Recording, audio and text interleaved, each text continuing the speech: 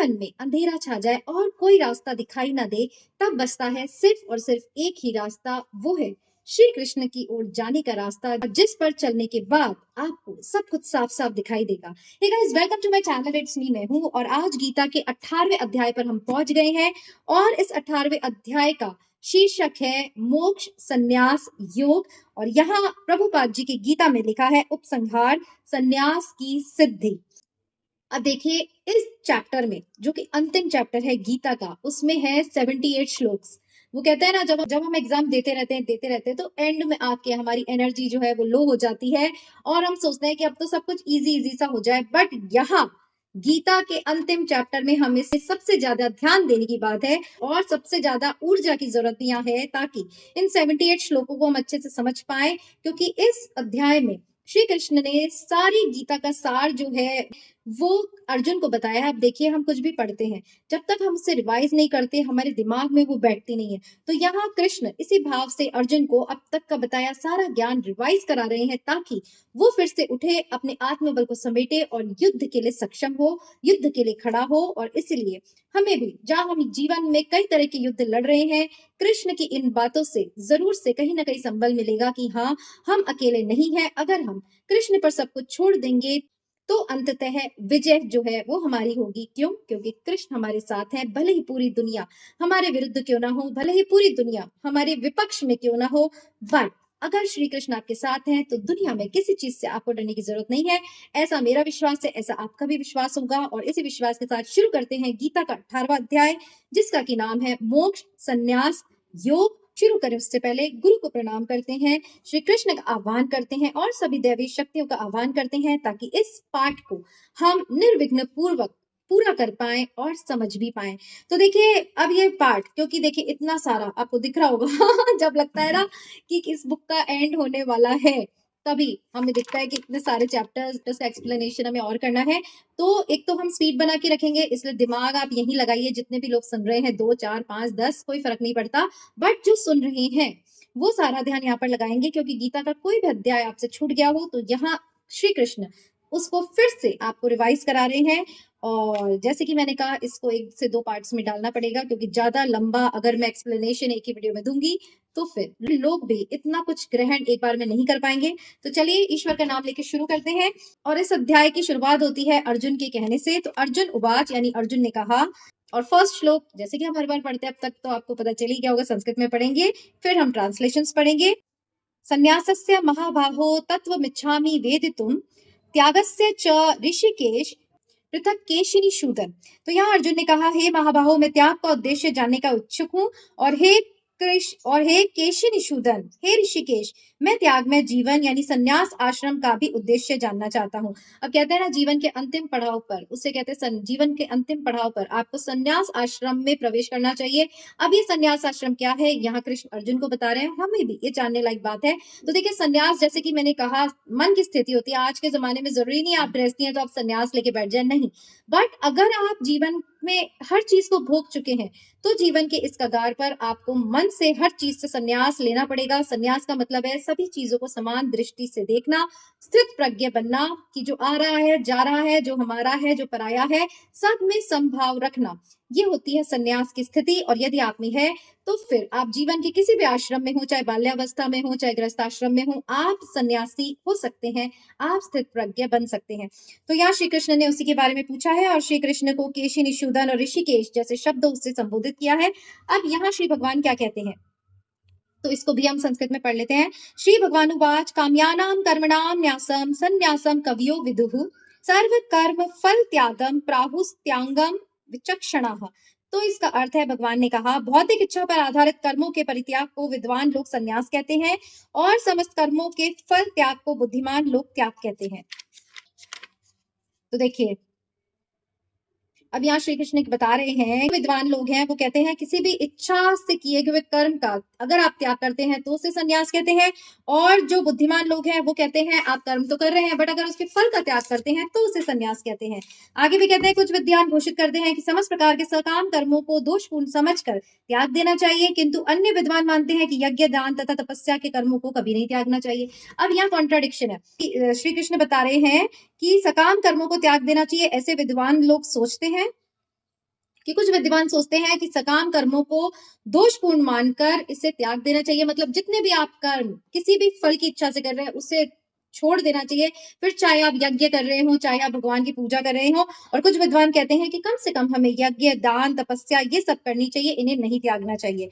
आगे भी कहते हैं, हे भरतश्रेष्ठ, अब त्याग के विषय में मेरा निर्णय सुनो कि हे नरशार्दूल, त्याग में त्याग 3 तरह का बताया गया है। अब श्री कृष्ण कहते हैं कंफ्यूज होने की जरूरत नहीं है, मुझसे सुनो कि त्याग क्या होता है, क्योंकि तुमने ऐसी इच्छा प्रकट की है कि मुझे त्याग के बारे में बताइए। और 3 तरह का ये त्याग होता है।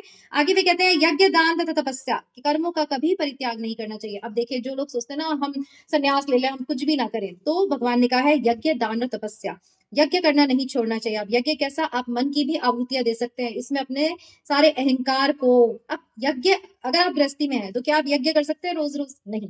तो यज्ञ किस चीज का, हवन किस चीज का, अपनी बुराइयों का, अपनी इच्छाइयों का हवन निरंतर करते रहना चाहिए। दान हमेशा करना चाहिए। मतलब जो लोग सोचते हैं ना कि हमें कोई मतलब नहीं है दान देने से, नहीं, ये सिर्फ दान देने से भीख मांगने वालों की संख्या बढ़ जाएगी, नहीं।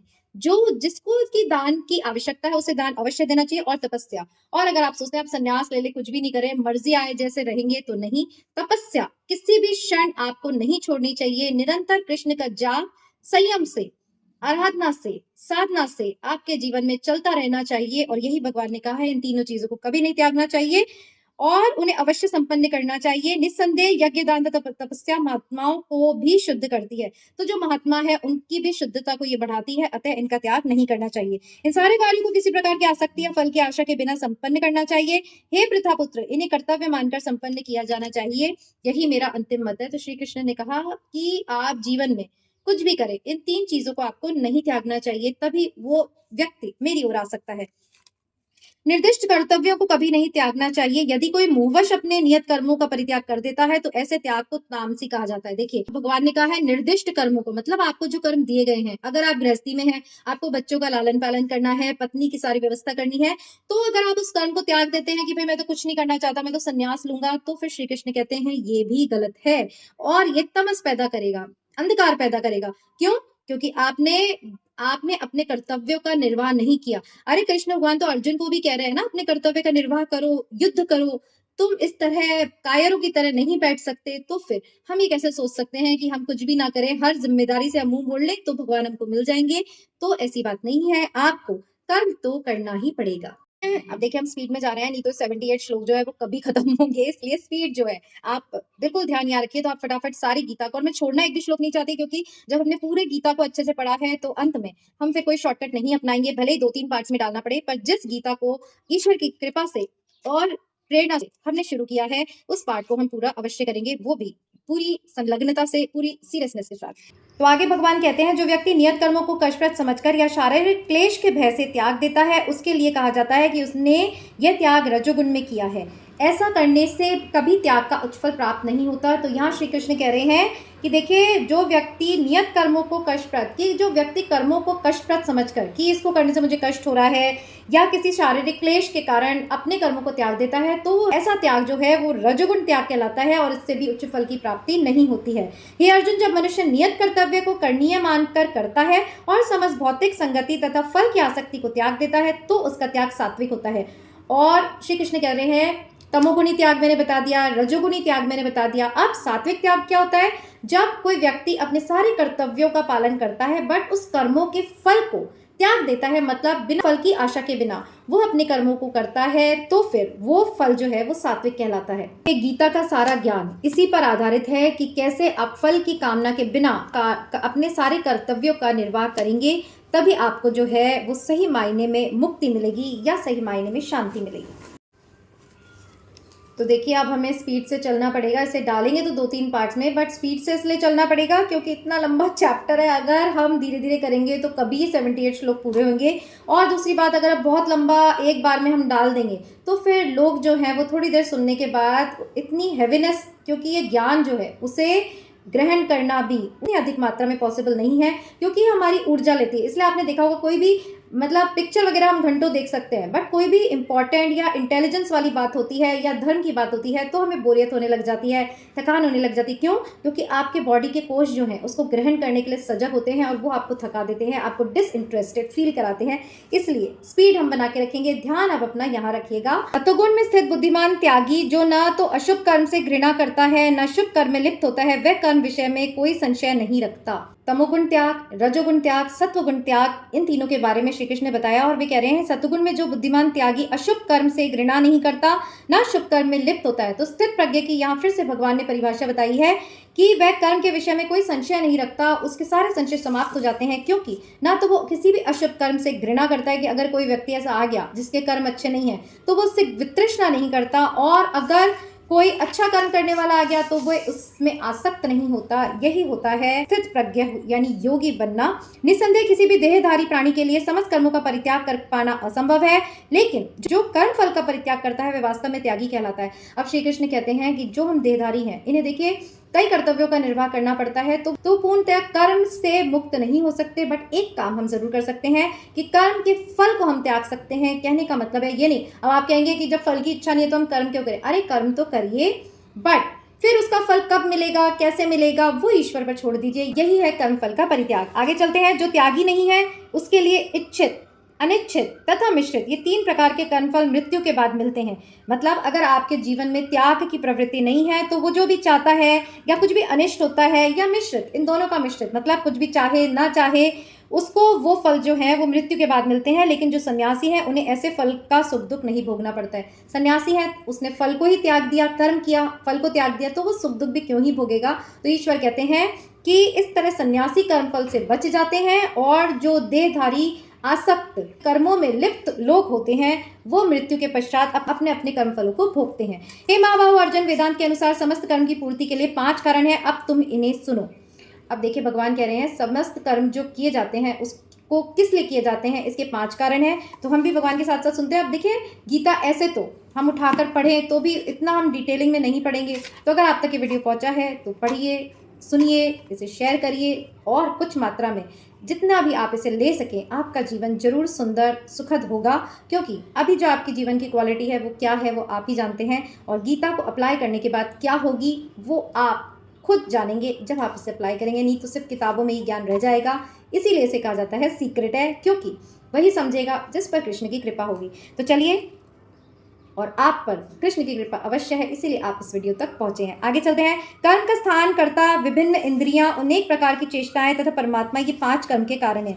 अब कर्म का कारण क्या है? स्थान यानी शरीर, कर्ता यानी हम जो कर रहे हैं, विभिन्न इंद्रियां यानी हमारी सेंसेस, और अनेक प्रकार की चेष्टाएं मीन्स हमारी कोशिशें, तथा परमात्मा और ईश्वर, ये 5 कारण हैं जिनके कारण हम कर्म करते हैं। ऐसा श्री कृष्ण कह रहे हैं। मनुष्य अपने शरीर, मन या वाणी से जो भी उचित अनुचित कर्म करता है वह इन 5 कारणों के फलस्वरूप होता है। और मनुष्य उचित अनुचित, अगर अनुचित भी हम कुछ करते हैं तो इन्हीं कारणों से करते हैं ना, कि हमें कुछ चाहिए या हम छल करपट करते हैं, हमें लाभ की आशा होती है, तो ये इंद्रियों के वश में होकर ही हम कर्म को करते हैं और उसके अनुसार फिर फल को भोगते हैं। अतएव जो इन 5 कारणों को ना मानकर अपने आप को ही एकमात्र कर्ता मानता है वह निश्चय ही बहुत बुद्धिमान नहीं होता और वस्तुओं को सही प्रकार से नहीं देख पाता। तो ईश्वर कह रहे हैं कि जो व्यक्ति सोचता है कि कोई ये 5 कारण नहीं है कर्मों के, मैं ही करता हूँ, यानी मैं करता हूँ जो होता है, अपने आप को डूअर समझता है, भगवान कहते हैं कि वो बुद्धिमान बिल्कुल नहीं है और वो किसी भी चीज़ को सही सही नहीं देख सकता। जो मिथ्या अहंकार से प्रेरित नहीं है, जिसकी बुद्धि बंधी नहीं है, वह संसार के मनुष्यों को मारता हुआ भी नहीं मारता, न ही वह अपने कर्मों में बंधा होता है। अब ईश्वर कह रहे हैं कि जिसकी बुद्धि बंधी नहीं है, जो अहंकार से प्रेरित नहीं है, वो इस संसार के मनुष्य को मारता हुआ भी नहीं मारता। जैसे कि श्री कृष्ण कहते हैं कि अर्जुन तुम हथियार उठाओ। क्यों? क्योंकि ये समस्त लोग जो हैं वो पहले ही अपने कर्म फल के अनुसार मृत्यु नियोजित कर चुके हैं, तुम सिर्फ निमित्त मात्र हो। तो कर्ता कौन है? भगवान। तो जो इस बात को समझता है वो मारता हुआ भी नहीं मारता, यही यहाँ पर श्री कृष्ण का अर्थ है, और ना ही वो कर्मों में बंधता है। अब जब उसे पता है वो करता ही नहीं है, तो जब ये भाव खत्म हो गया तो आपके कर्म का फल भी खत्म हो गया। ज्ञान, ज्ञेय तथा ज्ञाता, ये 3 कर्मों की प्रेरणा देने वाले कारण है। ज्ञान, ज्ञेय तथा ज्ञाता। ज्ञान जो सारा समस्त ज्ञान है, ज्ञेय जानने वाले यानी हम, तथा ज्ञाता यानी ईश्वर, ये तीनों कर्म को प्रेरणा देने के कारण है। इंद्रियां, कर्म तथा कर्ता, ये 3 कर्म के संघटक हैं। तो कारण बता दिया भगवान ने क्या है, और संघटक मतलब और इनको करने वाला कौन है और इन्हें अप्लाई करने वाला कौन है? इंद्रियां, कर्म तथा कर्ता। तो ये सारे इसके करने वाले हैं। तो वो कारण है और ये रिजल्ट है। आगे चलते हैं। प्रकृति के 3 गुणों के अनुसार ही ज्ञान, कर्म तथा कर्ता के 3-3 भेद हैं। अब तुम मुझसे सुनो। अब ज्ञान, कर्ता, कर्म के भी 3-3 भेद हैं, ये भी हम सुनते हैं। जिस ज्ञान के अनंत रूपों में विभक्त सारे जीवों में एक ही अभिव्यक्त आध्यात्मिक प्रकृति देखी जाती है, उसे ही तुम सात्विक मानो। सात्विक क्या है? जो समझता है संपूर्ण सृष्टि जो है वो अविभक्त है, मतलब सभी मेरे हैं, कहते हैं ना वसुधैव कुटुंबकम। तो जो इसमें भिन्नता नहीं रखता वही जो व्यक्ति है उसे सात्विक जानो। जिस ज्ञान से कोई मनुष्य विभिन्न शरीरों में भिन्न प्रकार से जीव को देखता है उसे तुम राजसी जानो। जो समझता है कि सब अलग अलग हैं, अपना कर्म कर रहे हैं, जो सबको अलग अलग देखता है वो राजसी व्यक्ति होता है। और वह ज्ञान जिससे मनुष्य किसी भी प्रकार के कार्य को जो अति तुच्छ है सब कुछ मानकर सत्य को जाने बिना उसमें लिप्त रहता है वह तामसी कहा जाता है। तो जो निम्न से निम्न कार्यों में लगे होते हैं, छल कपट धोखा देने में, वो क्या करते हैं? वो ऐसी तुच्छ चीजों को ही अपनी संपूर्ण प्रकृति मानता है, उसी में लिप्त रहता है और ऐसा व्यक्ति तामसी यानी अंधकार में शक्तियों से घिरा माना जाता है। जो कर्म नियमित हैं और जो आसक्ति, राग या द्वेष से रहित कर्मफल की चाह के बिना किए जाते हैं वो सात्विक हैं। ऑब्वियसली ये तो हमने बहुत भी बार पढ़ा है कि जो कर्म हम नियमित रूप से करते हैं, बिना किसी आसक्ति राग द्वेष के करते हैं, कर्म फलों को समर्पित करते हैं, उसे सात्विक कहते हैं। जो कर्म मोहवश शास्त्रीय आदेशों की अवहेलना करके तथा भावी बंधन की परवाह किए बिना या हिंसा अथवा अन्य को दुख पहुंचाने के लिए किया जाता है वह तामसी कहलाता है। तो यहाँ अच्छे और बुरे कर्मों का भगवान एक एक बारीकी से चित्रण कर रहे हैं ताकि आप भी समझ जाएं कि अच्छे और बुरे कर्मों से हमें किस तरह डील करना चाहिए, कि अच्छे कर्म क्या हैं, और ताकि हमें भी बुद्धि आए कि चुनाव हमें कर्मों का कैसे करना चाहिए। भगवान कहते हैं मोहवश जो कर्म करते हैं जिससे शास्त्रों की अवहेलना होती है और जो बंधन की परवाह किए, भावी बंधन की इस कर्म का फल क्या होगा ये सोचे बिना मर्जी आए जो करते हैं वो लोग जो हैं वो तामसी कहलाते हैं। जो व्यक्ति भौतिक गुणों के संसर्ग के बिना अहंकार रहित संकल्प और उत्साहपूर्वक अपने कर्म को करता है और सफलता तथा असफलता में विचले रहता है, तो बिल्कुल सिंपल हिंदी में भगवान कर्मों की व्याख्या कर रहे हैं कि जिसमें अहंकार नहीं होता, दंभ दर्प कुछ नहीं होता, और जो संकल्प से कर्म तो करते हैं बट उसमें बंधते नहीं हैं और उसकी सफलता असफलता में अविचलित रहते हैं, यानी स्थित प्रज्ञ कि सफलता भी ईश्वर की दी हुई, विफलता भी ईश्वर की दी हुई। तो ऐसे लोग जो होते हैं वो सात्विक कर्ता कहलाते हैं। जो कर्ता कर्म तथा कर्मफल के प्रति आसक्त होकर फलों को भोग करना चाहता है तथा जो लोभी, सदैव ईर्ष्यालु, अपवित्र और सुख दुख में विचलित होने वाला है वे राजसी कहा जाता है। तो जो निम्न स्तरों पे जीते हैं, जो प्रकृति में ही रमते रहते हैं, उनके सुख दुख में लिप्त रहते हैं, वो राजसी कहलाते हैं।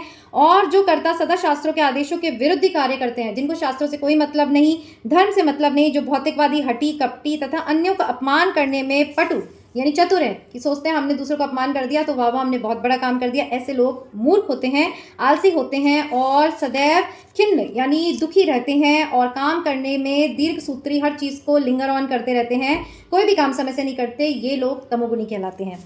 तो बिल्कुल इजी है। आगे कहते हैं हे धनंजय, मैं प्रकृति के 3 गुणों के अनुसार तुम्हें विभिन्न प्रकार की बुद्धि तथा धृति के विषय में विस्तार से बताऊंगा, तो अब तुम इसे ध्यान पूर्वक सुनो। कहते हैं हे पृथापुत्र, वह बुद्धि सतोगुणी जिसके द्वारा मनुष्य ये जानता है कि क्या करनी है और क्या नहीं, किससे डरना चाहिए किससे नहीं, क्या बांधने वाला है क्या मुक्ति देने वाला है।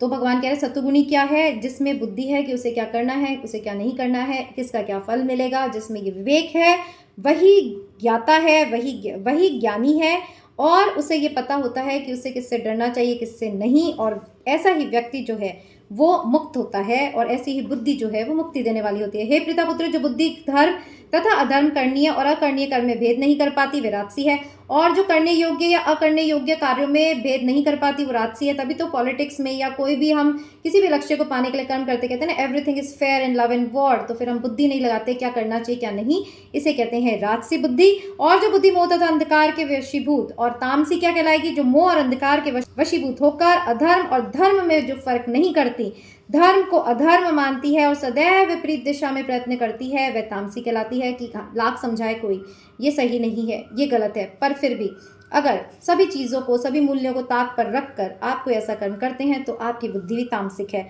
ऐसा श्री कृष्ण कह रहे हैं। हे पृथापुत्र, जो अटूट है, जिसे योगाभ्यास द्वारा अचल रहकर धारण किया जाता है और जो इस प्रकार मन प्राण तथा इंद्रियों के कार्यकलापों को वश में रखती है, वह धृति सात्विक है।